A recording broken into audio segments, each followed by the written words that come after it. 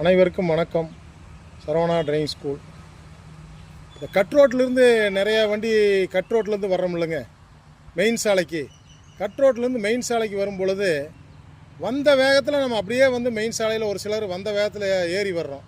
அப்போ மெயின் ரோட்டில் வலது பக்கம் வர்ற வண்டி நம்மளுக்கு தெரியாது, இடது பக்கம் வர்ற வண்டி தெரியாது. அதுதான் விபத்து.